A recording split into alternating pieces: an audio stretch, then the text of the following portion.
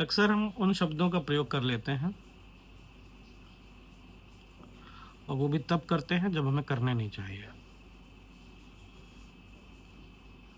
शब्द व्यक्ति की पहचान, व्यक्ति के मुख से निकले हुए वाणी व ऊर्जा का वह स्रोत जो उसके पूरी की पूरी छवि का निर्माण करता है।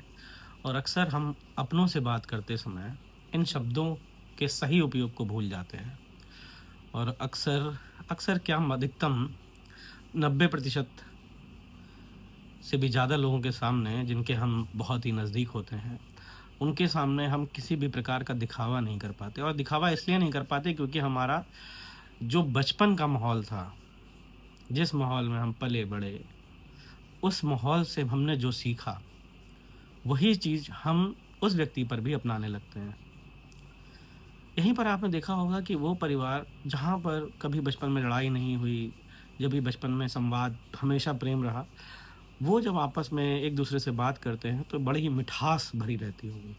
और हम अक्सर उन परिवारों से मिलकर उनके बच्चों को जब बात करते हुए देखते तो कहते हैं, ये कैसा दिखावा कर रहे हैं, ऐसे भी कहीं कोई आपस में बात करता है। मैं आपको एक उदाहरण दूंगा कि मैं ट्रेन में था और ट्रेन में एक पेरेंट्स अपनी बच्ची से, छोटी सी बच्ची से बात कर रहा था और इतनी फॉर्मेलिटी टाइप में बातें कि baby what are you doing, how you can do this, इस टाइप से बात कर रहा। मुझे बड़ा अजीब लगा क्योंकि मैंने ये सब नहीं देखा था कभी। और इसका उदाहरण में मैं अपने मैम, एक मैम है राना मैम, उनके बारे में भी जिक्र करूँगा कि उनकी वाणी में इतनी मिठास थी और अक्सर बात करते करते ये लगता था कि मंत्रमुग्ध करने वाली वाणी। लेकिन जब मैं उनके घर गया और घर जाकर भी देखा मैंने, तो उनके आपस में वार्तालाप करने का भी वही तरीका था। तो ये सब कहने का प्रयास, माध्यम यही है कि हम जो ये शब्द लिए थे, ये जो दोहा लिए थे कबीर जी का कि ऐसी वाणी बोलिए मन का आपा खोए और उनको शीतल करे खुदों शीतल होए। एक दिन में नहीं बन पाएगी, लेकिन हमें प्रयास करना चाहिए कि हम अपने बच्चों से, अपने आसपास एक मर्यादित भाषा का प्रयोग करें। और उस मर्यादित भाषा में एक चीज़ का विशेष ध्यान रखें कि जो शब्द हमें खुद के लिए पसंद हो वही शब्द हम प्रयोग करें। थोड़ी सी वोकेबलरी, मतलब कहा जाएगा, दिमाग को ट्रेंड करने के लिए थोड़ा सा समय लगेगा, लेकिन समय लगने के बाद जो निखार कर होकर आएगी चीज, वो बहुत अद्भुत होगी। जैसे कभी आप व्यक्तिगत किसी पराये व्यक्ति को गाली देते हैं? गाली भी छोड़िए, अभद्र भाषा का प्रयोग कर पाते हैं? ठीक। और अपने व्यक्ति के प्रति आपको गाली भी है, गुस्सा भी है, क्रोध भी है, ईर्ष्या भी है, सब कुछ है। यहीं पर मैं थोड़ा सा और जिक्र करूंगा कि प्रकृति हमें बहुत सी चीज़ें निगेटिव देती है। रोना हमें कोई नहीं सिखाता है, रोना हमें खुद आता है। हमें क्रोध करना कोई सिखा पाता है? क्रोध भी हमें खुद आता है। मोह करना नहीं। नफरत, घृणा, बहुत सारी चीज़ें ऐसी हैं जो हमें प्रकृति ने ऑलरेडी गॉड गिफ्ट कर रखी है, जिन्हें हमें सीखने की ज़रूरत नहीं होती। हमें सीखने की ज़रूरत क्या क्या है? प्रेम से वार्ता करना, ठीक, अपने चेहरे के भाव को पढ़ते हुए वार्ता करना, ये सीखने वाली चीज़ें हैं। और इन्हीं सीखने वाले स्किल्स को हम डेवलप करना चाहते हैं अपने छात्रों में, अपने आसपास के लोगों में। और प्रयास यही है कि जो भी देखे, सुने, ये बात समझे और एक दूसरे से प्रेम पूर्वक बात करे। कहना बड़ा आसान होता है।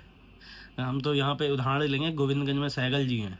जब भी मैं उनकी दुकान पर जाता हूँ बड़ा अच्छा लगता है। और बेटे क्या चाहिए आपको?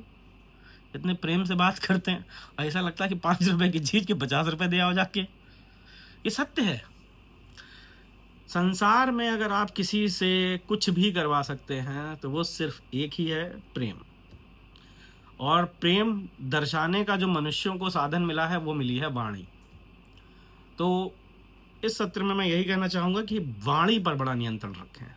और वाणी पर नियंत्रण, हालांकि मैं भी बहुत 41वीं वर्ष में चल रहा हूँ, मैं वाणी पर नियंत्रण नहीं रख पाया था, जिसकी वजह से काफ़ी संघर्ष किया और अभी भी संघर्ष कर ही रहा हूँ। तो प्रयास करेंगे, मिलकर काम करते हैं। आप भी थोड़ा सा सिखाइएगा मुझे, मैं भी आपको थोड़ा थोड़ा सिखाऊंगा। क्योंकि मैं एक चीज़ के हमेशा पक्ष में रहता हूँ, सीखने की कोई उम्र नहीं होती। आप एक नन्हे से बच्चे से भी सीख सकते हैं, और एक परिपक्व अवस्था में 70 80 85 वर्ष का व्यक्ति है, आप उससे भी कभी कुछ नहीं सीखेंगे। अनुभवों के आधार पर योग्यता होती है, आयु के आधार पर नहीं। ठीक है, मिलते हैं अगले सत्र में। कुछ व्यवहार को ही कंटिन्यू करेंगे, व्यवहार का भी सेकंड पार्ट बनाएंगे, क्योंकि अभी हमने सिर्फ वाणी की बात की है। वाणी के साथ साथ हम देखेंगे एक्सप्रेशन, फेशियल एक्सप्रेशंस और बहुत सारी चीज़ें हैं जिन पर हम चर्चा करेंगे, और चर्चा करके कोशिश करेंगे कि हम खुद, पहले तो मैं खुद में सुधार लाऊं। जब मैं खुद में सुधार लाऊंगा तो हो सकता है आपको भी कुछ चीज़ें अच्छी लगें। और मैं पहला जो लाइन बच्चों से बोलता हूँ कि मेरे जैसा नहीं बनना है आपको। ठीक, तो ये स्पष्टवादिता जो रखनी है कि बच्चों के अंदर अच्छे से अच्छा गुण हमें डालना है। और बच्चों को छोड़िए, मैं तो आसपास के जितने भी व्यक्तिगत लोग हैं उनसे भी हमेशा यही समझाता रहता हूँ कि जीवन का मूल उद्देश्य सिर्फ जीवन और मृत्यु के बीच में धनार्जन करके अपने भौतिक सुखों का पालन करते हुए समाज की उपयोगिता में लाना है, जो मैंने समझा है। बाकी सबकी नज़र में अलग अलग है। तो अगर प्रयास हमारा यही रहे कि हम जीवन में हमारे जितने भी सामाजिक स्रोत हैं उनको लाभ पहुंचा सके, प्रकृति ने जो हमें मूल्यवान वस्तुएं दी हैं उनको हम संरक्षित कर सकें, और साथ ही साथ अपने व्यवहार से 4 लोगों के चेहरे पर मुस्कान ला सकें, इसी के साथ अगले पॉइंट पर आएंगे हम व्यवहार पर। जय हिंद।